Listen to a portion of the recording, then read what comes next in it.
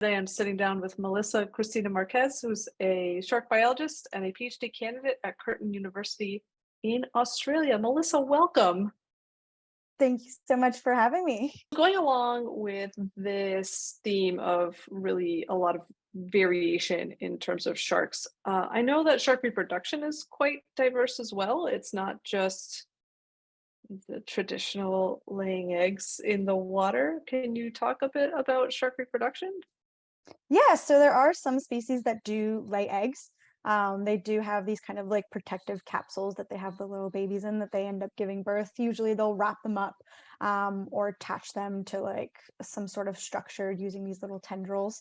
A lot of times people will see those eggs wash up on shore and they call them mermaid's purses. So that is one way of reproduction in these sharks. Another one is they give birth to live young. So the embryos will develop within the mom shark's body. They'll receive nourishment through like a placental connection, very similar to us and mammals. And then once they're ready to be born, when they're fully formed, they swim away, and that's basically it. There's another one where they give birth to live young, but those embryos actually develop in eggs within the mom's body. So once they've gone through the nourishment, they've gone to full kind of formation, they'll hatch from those eggs, and then they'll hatch from the mom's body or be born inside from the mom's body and be born as live pups. And then you've got aplacental viviparity, which is where there's basically minimal or no placental connection between the mother and the embryos. And they rely specifically for like yolk sacs for nourishment. So sand tiger sharks, I think, are one of those that can actually do that as well. So there's quite a lot of different ways for sharks to be born. I have a question for you on maybe, well, it could be a misconception, but I don't know. I've heard going around social media that when sharks are sort of born inside the mom, like they hatch from eggs, but they live inside the mom for a while, that they are competing inside the mom and can eat each other as food sources. Is that true? Yeah, so that's called oophagy. In some species, such as the sand tiger shark, the first embryo to develop and kind of be born will actually consume not only its siblings' eggs, but also other embryos as well. So it's kind of like a shark eat shark world, but inside of the mom's womb. And sharks, some of them have two uteruses. And so they can actually travel in between those two uteruses as well. So it really ensures that only a few well-developed pups are born, which really increases their chances of survival once they're out in the ocean. How are sharks being impacted by climate change?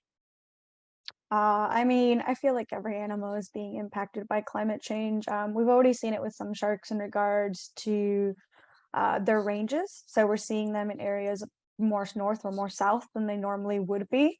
And I think that's probably one of the biggest changes that we've seen in regards to climate change in sharks is just them going into different ecosystems and different habitats than they normally would. And that could potentially upset the balance of those ecosystems and then have cascading effects. So yeah, it's interesting to see how the ocean is evolving with climate change.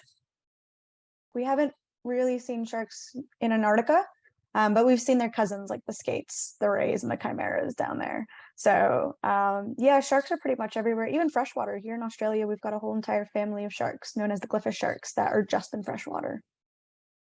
I don't know how I didn't know that.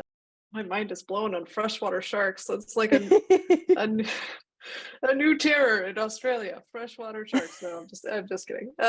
We haven't covered shark migrations yet, and I know sharks tend Hmm. to migrate long distances in some cases. Can you talk about that a little bit? Yeah, so shark migrations are something that we're still also really getting our heads wrapped around.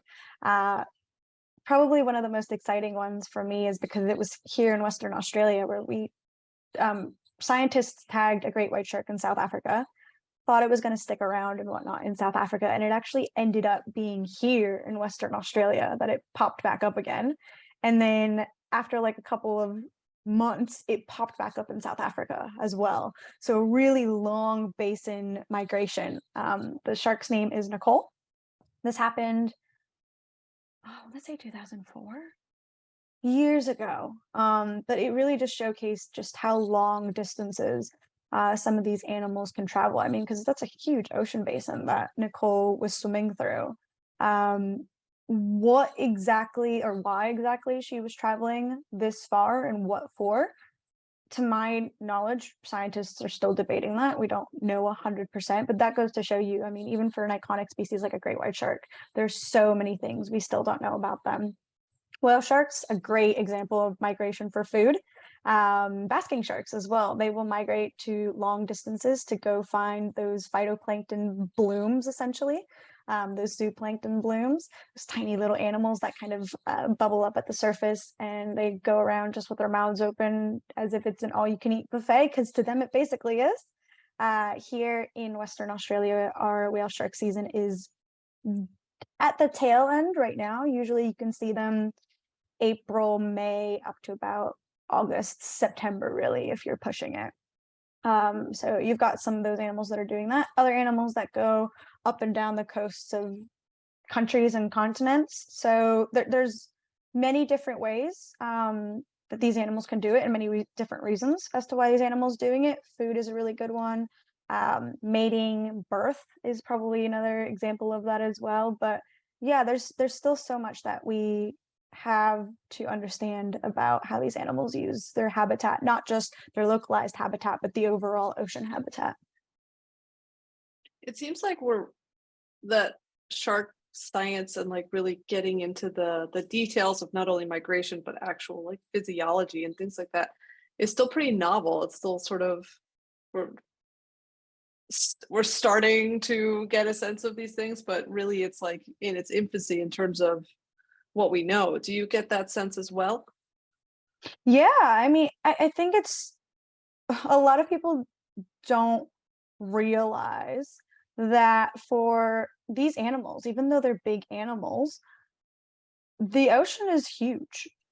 And so you have a lot of these animals where it's tough. It's like finding a needle in a haystack.